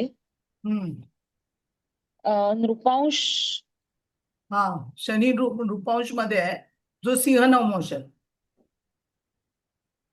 नृपांश मध्ये त्यांनी ग्लॅमर दिलं. हा त्याने ग्लॅमर दिलं म्हणजे चांगलं. चित्र एक चांगलं आहे पण सिंह नवमोश आहे शनीला. मग ह्याचं शत्रू बलाबल नवमोशात कसं गेलाय. बघायचं? तो कन्येचा सिंह नवमोशात गेला ना. म्हणजे गव्हर्नमेंटच्या ज्या काही फॅसिलिटी आहेत सगळ्या राजयोग म्हणजे सिंह नवमोश हा त्या सगळ्या मिळणार गव्हर्नमेंटच्या ज्या फॅसिलिटी आहेत वगैरे सगळ्या. त्याला भरपूर फॅसिलिटी वगैरे सगळं मिळालं असेल. मग शनी हा सिंह नवमोशामध्ये राजकारण्याशी संबंध येणं रवीशी संबंध आहे ना. रवी आणि शनी असं धरून पकडा. मग सिंह नवमोशात गेला शनी म्हणून वडिलांची पण जसं इथे शनीची दृष्टी रवीवर तसं तो शनी आणि रवी सिंह नवमोशात. चंद्राच्या दशमात बघा 7, 8, 9, 10 गुरु आहे तुळेचा राहूच्या नक्षत्रात आहे. हा दशमेश गुरु.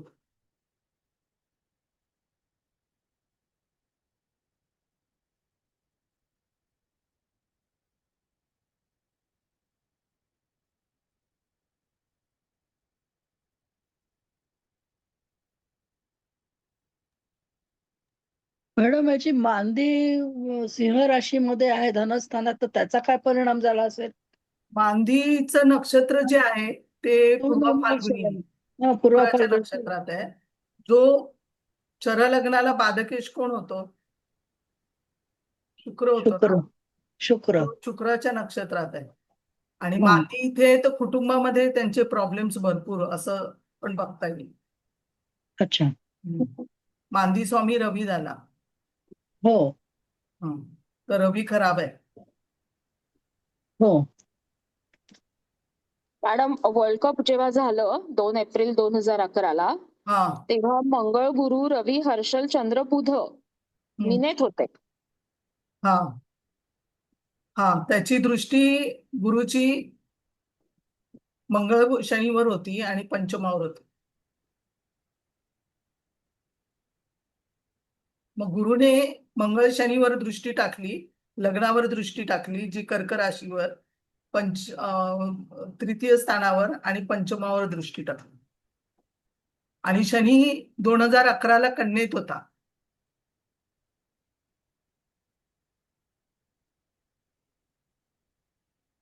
आणि शनीच्या महादशेमध्ये शनीने गोचरीने त्रास दिला. शनी तेव्हा हस्त मध्ये होता, हस्त 3 मध्ये. हा मी नक्षत्राचं पाहत होते की वर्ल्ड कप जेव्हा जिंकलं तेव्हा कोणती नक्षत्र होती आणि जेव्हा आजार डिटेक्ट होऊन अगदी खूप त्रास झाला तेव्हा कोणती नक्षत्र होती?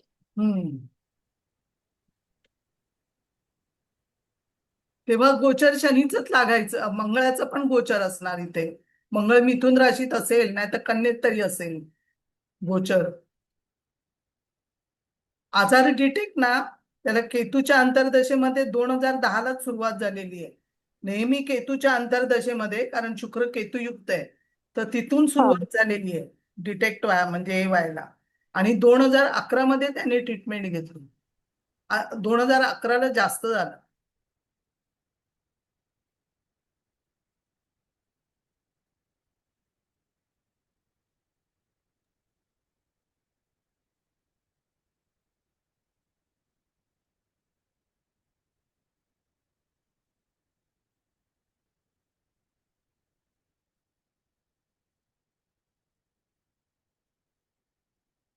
काय विचारायचं आहे? मॅडम 2011ला वर्ल्ड कप जिंकला आणि त्यानंतर लगेच त्याचा आजार जास्त झाला, तर हा काय म्हणजे कुठल्या ह्याचा फरक आहे? 2011ला शनी कन्येत होता, कन्येतून मग तुळेत आला. म्हणजे इथून जेव्हा शनी फिरतो ना तेव्हा त्रासदायक झाला त्याला शनी महादशेमध्ये. तुम्ही विचारलं काय आजार, तर होताच ना त्याला. कारण नाही मला म्हणायचं की म्हणजे वर्ल्ड कप जिंकण्यासारखी चांगली गोष्ट सुद्धा झाली आणि लगेच त्याचा आजार बळावला असं.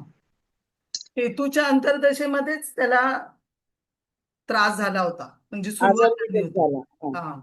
आणि नंतर मग त्यांनी नंतर मग ट्रीटमेंट घेतल्यानंतर इथे शनी होता तेव्हा त्रास झाला. आणि जेव्हा गुरुची दृष्टी होती तोपर्यंत तो खेळला, गुरु होता तेव्हा. तर गुरुने मंगळ शनीला पण पाहिलं आणि पंचमाला पण पाहिलं. आजार तर होता, पण तेवढीच मंगळाची ताकद असल्यामुळे. आणि नवमोश कुंडलीमध्ये चंद्रमंगळ युती आहे. नवमोशात लग्नेश हा मंगळाबरोबर आहे, तर ती मनाला ताकद जी येते ती चंद्र कोणाबरोबर बसलाय त्याच्याप्रमाणे तो वागणं.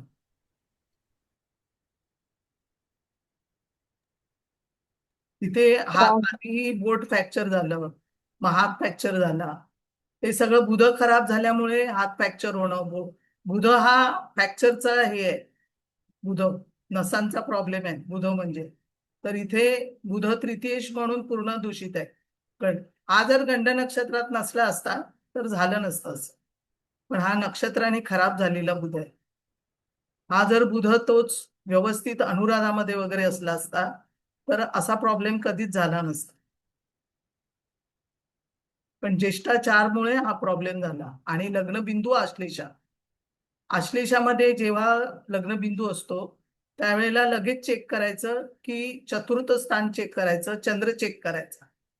आणि चंद्रानंतर मग लगेच आश्लेषाचं नक्षत्र बुध तो चेक करायचा. मग बघायचं मानसिक त्रास आहे की कुठला त्रास आहे. तर मानसिक त्रासाने पण आश्लेषा काम करतं.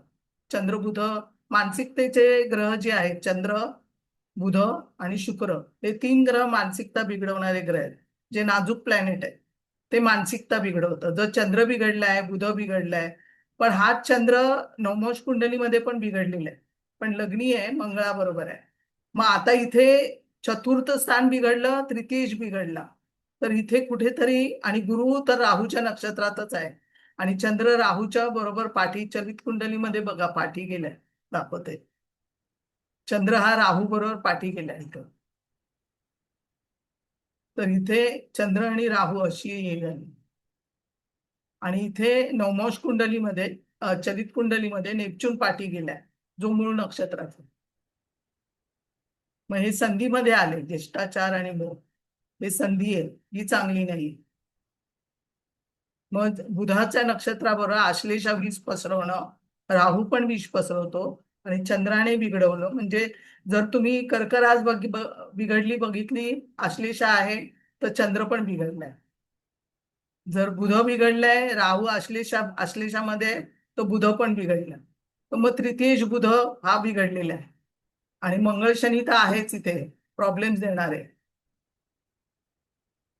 मग इथून जेव्हा शनी जात होता तेव्हा ती त्रास झाला, सुरुवात झाली.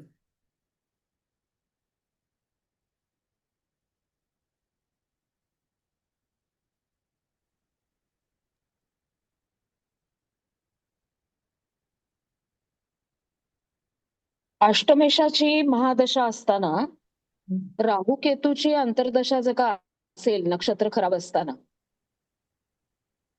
आणि गोचर जर का लागलं राहू केतूचं, हा म्हणजे आपल्याला जर का कोणी विचारलं की पुढचा काळ कसा आहे, हम्म. तर गोचर बघताना जी दशा कशा आहे त्याला गोचर लागलाय का बघा.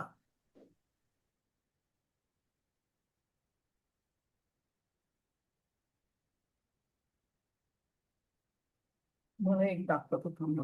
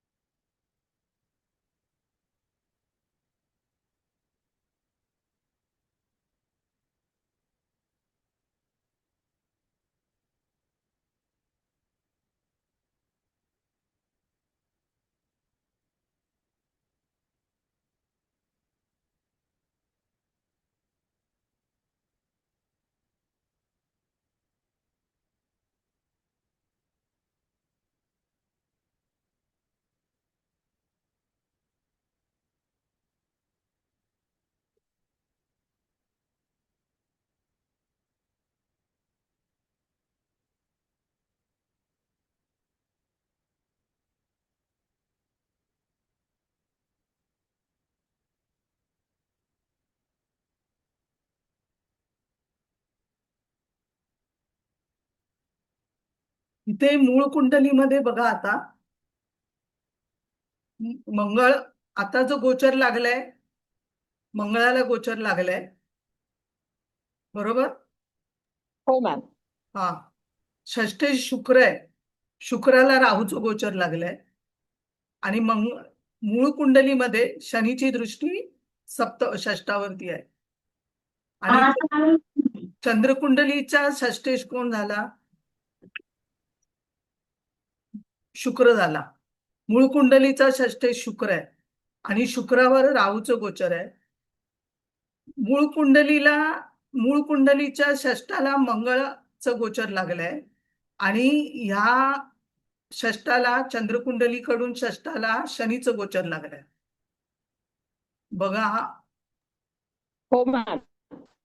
परत कोणाची कुंडली मॅडम आहे एकाची, त्याला आज जॉब मधून काढून टाकला आजच. तर बघा, चंद्रकुंडलीचा षष्ठाला शनीचं गोचर लागलंय. मूळ कुंडलीच्या षष्ठावर शनीचं आणि मंगळाचं, मूळचा शनी बघतोय, मंगळाचं गोचर लागलंय. आता दशा बघा. याचे डिटेल्स देता मॅडम. हा थांबा. हा 11 फेब्रुवारी 91, 12:34. आता ही राहूची दशा आहे. राहू मध्ये राहू आहे आणि शुक्राची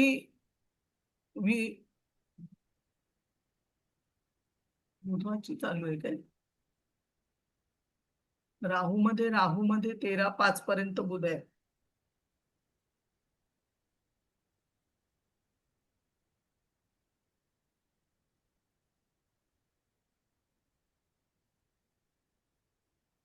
बुध जो आहे तो चंद्राच्या नक्षत्रात आहे आणि चंद्राला शनीचं गोचर लागलं आणि शुक्राला जो आहे ते राहूचं गोचर लागलेलं शुक्राला, आणि बुध जो आहे तो चंद्राच्या नक्षत्रात आहे. तर इथे जे गोचर लागलेलं आहे ते इथे आता लागलेलं आहे असं. तर बुधानंतर केतू येईल आणि केतूनंतर शुक्र येईल. त्याला 4 महिने दिलेले आहेत. जी शुक्राची दशा येईल त्या शुक्रावरून राहू जातोय. आता राहू जो चाललेला आहे अंतर्दशानाथ स्वामी, तो षष्ठे शुक्रावरून चाललेला आहे.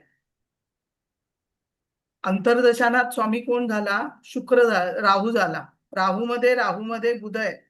तर राहूची अंतर्दशा आहे. राहू षष्ठे शुक्रावरून चाललेला आहे आणि चंद्रकुंडलीच्या षष्ठाला गोचर लागलाय, मूळच्या षष्ठाला गोचर लागलाय. त्याच्यामुळे याचा जॉब गेला आज. तर 4 महिने आहे, पण 4 महिने आहे तेव्हा केतू नंतर परत शुक्राची येईल तेव्हा त्याचा जॉब जाईल, म्हणजे घरी बसेल. कारण शुक्रावरून गोचर राहूचं जात आहे. मग पुन्हा केव्हा लागेल मॅडम त्याला जॉब. जॉब लागेल त्याला जेव्हा आता मिथुनेत मंगळ आहे ना, गुरु आहे ना, हा षष्ठावर बघतोय तो, तर शुक्राच्याच स्वीदशेमध्ये त्याला जॉब लागेल. राहूमध्ये शुक्र येईल ना, त्यावेळेला त्याला जॉब लागेल. आता राहूमध्ये बुध आहे, म्हणजे षष्टाचं पंचम लागलंय, षष्टाचं व्ययस्थान लागलंय, ऑपरेट झालंय. तर व्ययस्थान षष्टाचं आहे, तर त्याच्यामुळे त्याचा जॉब गेला. आणि धन आहे, पण त्याला जॉब मिळेल, कारण गुरुची दृष्टी आहे, तोपर्यंत मिळणार जॉब. शुक्राच्या शुक्र जेव्हा शुक्राची विदशा येईल तेव्हा शुक्र ऑपरेट होईल इकडे षष्ठ स्थान, आणि चंद्रकुंडलीचा पण षष्ठ ऑपरेट होईल. आता काय गोचर शिकलाय मॅडम? हा काय शिकलाय हा? हा ह्याच्यामध्ये IT मध्येच आहे. आहे म्हणजे IT मध्येच आहे, आणि चांगला आहे हा मुलगा. लग्न झालेलं नाही पण.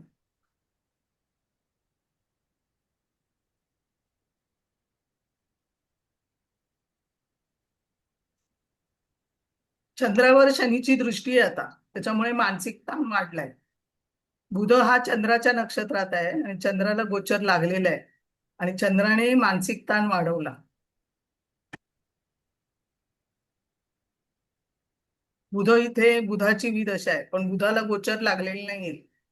बुध चंद्राच्या नक्षत्रात चंद्राला गोचर लागलेला आहे. शुक्र मेन म्हणजे षष्ठेश शुक्राला आणि चंद्रकुंडलीचा षष्ठेश शुक्राला गोचर लागलाय, जे इथे शनी पण बघतोय चंद्रकुंडलीच्या षष्ठाला, आणि इथे शनी आणि मंगळ दोन्ही बघताय. मूळचा शनी आणि मंगळ आता बघतोय. त्याच्यामुळे जे गोचर लागलंय ते आता दाखवत आहे की म्हणजे त्रास आहे जॉब मध्ये. म्हणजे दशा आणि गोचर ते कसं लावायचं ते बघायचं.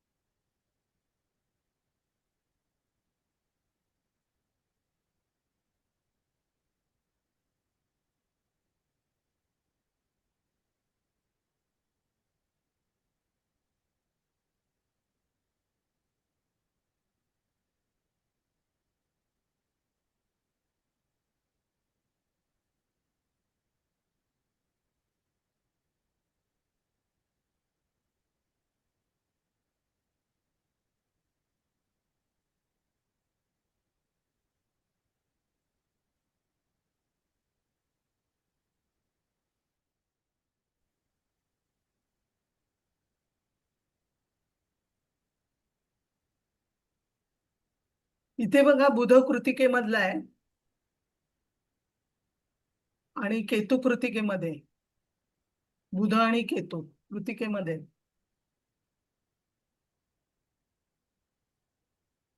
हा बुध आणि केतू इथेच बघा, जो तृतीयेश आहे हा केतू युक्त आहे, कृतिका नक्षत्रात आहे, शनीची दृष्टी आहे आता. तर ह्या बुध आणि केतूने, बुध म्हणजे काय, ENT, नाक कान घसा, हे 2 ग्रह कृतिकेमध्ये.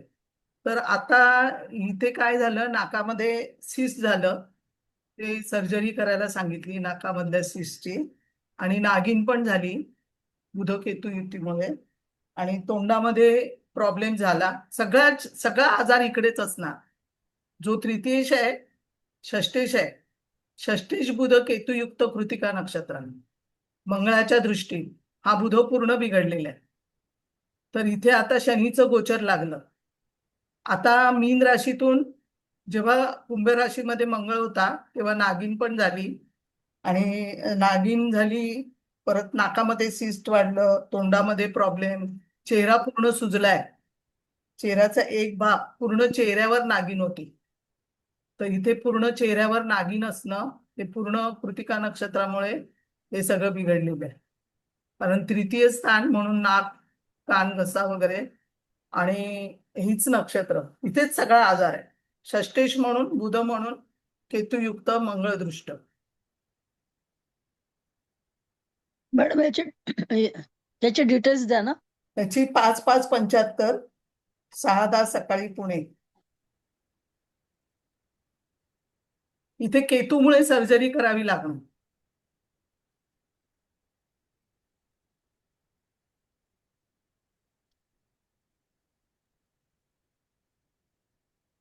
नागिण म्हणजे विषारी ना, मग राहूचा काही संबंध? राहूचा पण संबंध आहे, आणि कृतिका तर काही करू शकतो. बुधाचीच दशा चालू आहे बघा. बुधामध्ये केतू म्हणजे दशा, आणि हे अंतर्दशा बुधामध्ये. आता या बुधाची दशा याला चांगली जाईल का? नाही जाणार.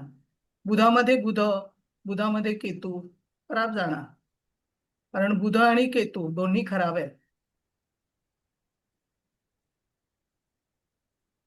आणि कृतिका मधले आहे, आणि डॉट कंजंक्शन आहे बुध आणि केतूचं.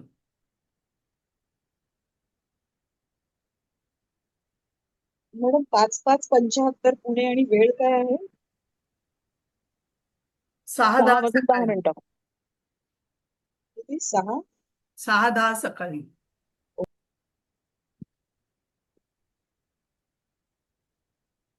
तर इथे फक्त काही बघायचं नाही. एक नक्षत्र जरा खराब दिसली, ते त्याच्यावरनं गोचर गेलं. आता कृतिकावाल्यांना त्रासच आहे ना. गोचर निघालं की त्रास होणारच होणार, 100% होणार. मॅडम रवी पण खराब आहे का? कारण की रवी मेषेचं आहे. मेषेचा आहे, भरणी नक्षत्रात आहे आणि लग्नात आहे. चांगलं आहे ना, काय वाईट आहे याच्यात? त्याच्यावर कोणाची दृष्टी आहे का? मेषेचा रवी चांगला आहे. हा हा, मग गुरु चांगला आहे. गुरु धनु नवमोशातला आहे. फक्त इथे बिघडलं कोण? मेष लग्नाला बुध चांगला नाही, षष्टेश होतो. षष्टेश म्हणून तो जास्त त्रासदायक आहे. म्हणून मॅडम इथे तोंडाचा चेहरा, जो आजार आहे, चेहरा, नाक, सगळं ते चेहऱ्यावर नागिन अख्खी, किंवा चेहरा सुजणं, हे सगळं आश्लेषा नक्षत्र पण नागिन देतं. हा, आता इथे केतूचा संबंध पण आहे याच्याशी, तर इथे तो पण संबंध आहे केतूचा. मॅडम कृतिका नक्षत्रात आहे ना केतू, बुध आणि केतू हे. हो, डॉट कंजंक्शन आहे. हा, आणि त्याचा स्वामी रवी आहे, म्हणून मला वाटलं की रवी खराब असावा. नाही नाही नाही नाही, त्याचा स्वामी रवी असं नाही घ्यायचं. म्हणजे मॅडम इथे चंद्रमंगळ त्रिकोण शुक्र शनी आहे, याचं कसं काय आपण फळ बघणार? मी बाकी काय बघितलेलं नाहीये, बाकी सगळं चांगलं यायचं. चंद्रमंगळ त्रिकोण शनी हे चांगलंच आहे ना. मंगळ शुक्र त्रिकोण योग, मग मंगळ कोण आहे आणि शुक्र कोण आहे? मंगळ अष्टमेश म्हणून बुधाला बघतोय, तृतीयेश बुधाला बघतोय. बाकी आजाराबद्दल सांगते, बाकी मुलं चांगली आहे. मॅडम मंगळाची फक्त इथे काय झालंय, गुरुवर शनीची दृष्टी आहे, त्याच्यामुळे तिचं लग्न होत नाहीये. मुलीचं लग्न व्हायला प्रॉब्लेम होतोय. म्हणजे लेट करणार ना. गुरु म्हणजे संततीचा कारक, आणि शनी म्हणजे दृष्टीत आहे, म्हणजे विलंब करणार इथे. चंद्रमंगळ युती लाभस्थानामध्ये चांगली आहे, लग्नेश लाभात, पैशाला चांगली आहे कुंडली. चंद्रमंगळ युती प्रॉपर्टी भरपूर घेणार, कारण चतुर्थेश चंद्र हा मंगळाबरोबर लग्नेशाबरोबर बसलाय, म्हणजे प्रॉपर्टी भरपूर घेणार. प्रॉपर्टी हिच्या नावानेच घ्यायची, तर प्रॉपर्टीसाठी चांगली आहे कुंडली. मॅडम मंगळाची दृष्टी केतू बुधावरती आहे, आणि मंगळ ऑपरेशनचा कारक आहे, म्हणून ऑपरेशन म्हणता येईल का आपल्याला? बरोबर आहे. हा, बरोबर आहे. मंगळाची दृष्टी बुधावर आहे, म्हणजे मामा संदर्भामध्ये पण षष्टेश म्हणून, बुध म्हणून मामा, तर मामाचा पण कॅन्सर होऊ शकतो मामाला, किंवा मामाला त्रासदायक आहे कुंडली.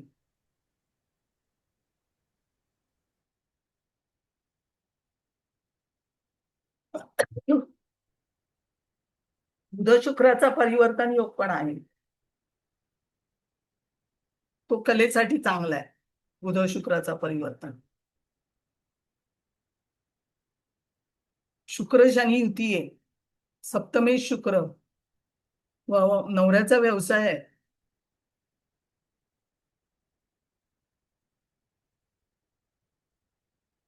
चालेल, ठीक आहे. समजलं काय मला? हो हो मॅडम. हो madam. Thank you madam. Madam thank you madam. Thank you madam. Thank you madam. Thank you madam. धन्यवाद मॅडम. फार छान समजलं. मॅडम.